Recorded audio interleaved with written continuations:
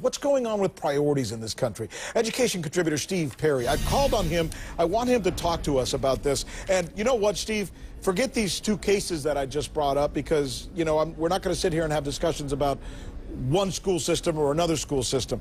What bothers me is this, as a dad, all right? I'm going to just put my biases right here on the table for you. I have 4 children. They're all I think about every single waking moment. That's all I care about is my children. And I am bothered as hell when I know and find out that schools in my area will close or put locks on their doors when the kids leave. If I want to go play catch with my kid at the schoolyard or play on the basketball courts, I can't do it. If I want to go to take my kids to some area for recreation, there's no adults there. There's only kids in the corner smoking pot. It seems like we are not prioritizing children, but every city is loaded to the gills with police officers. And we've got no problems making arguments about, you know, military spending. It just seems like there's something wrong here, man. There is something wrong. Police officers, military, and prisons. We don't have a problem spending $80,000 to lock a kid up a year, but we can't seem to find the money to put $12,000 to send them to a school of their choosing. We have created a cognitive dissonance where we say on the one hand that we care about our children, yet when they look at the offerings that we give them, there's not much proof that we care. I'll give you another one. You say that you speak as a father, I speak as a father, but let me speak to you as a principal. I just left my building just a few minutes ago, and one of my folks who works to help us send kids to college said to me, on the good side, we're going to send another 100% of our kids onto four-year colleges. On the bad side, at least 50% of them will not be able to go because there's not enough financial aid for them to be able to go, and their parents are being turned down for student loans. I've never seen this in my life. At least 50% of our children who've done every single thing that we've asked them to do are now going to have to stay home, even though they've been accepted to college. But don't we know, how hard is this principle to understand? If I used to be the spokesperson for DARE when it first started down in Florida.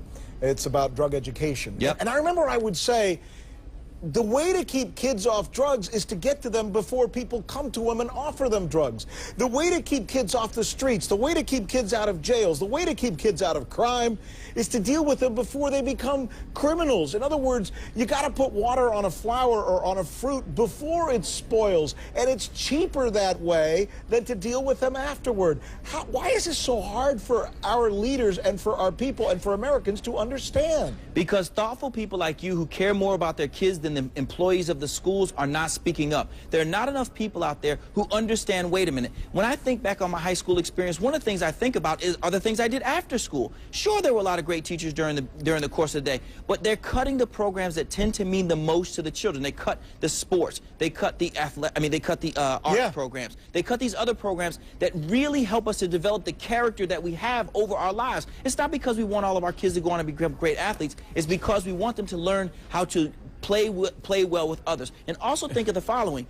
We need to understand that we're in a dire financial situation, and there are going to need to be some significant cuts, and we're going to have to talk about that. We're going to have to talk about spending differently than we've talked about it before. However, this is where parents like you and I have to come up, and we have to man up, and we have to decide that we're going to make sure that the building stays open because we're going to volunteer in the afternoon. Well, yeah, but even if you delve into other areas, where's the creative financing here?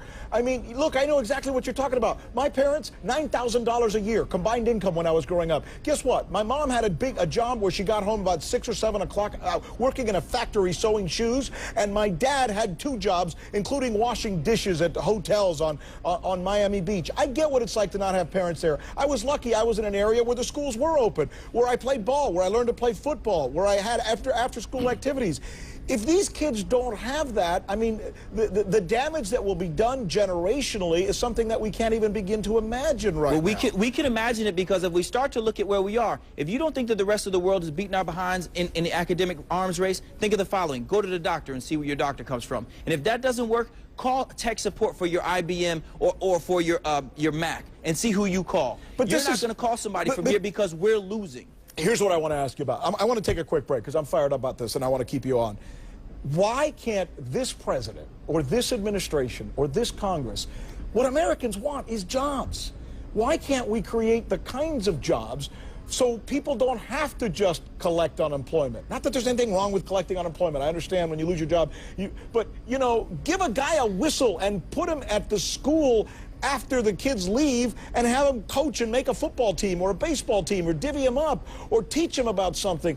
Where are the people who could do this? And by the way, what's wrong with taking a police officer one day a week and instead of having him with a gun and a badge, give him a whistle and a coach's hat and have him work with those kids? It just seems like there's all kinds of creative solutions out there, but nobody thinks about them. Stay right there. I want your take on that when I come back. Stay there, folks.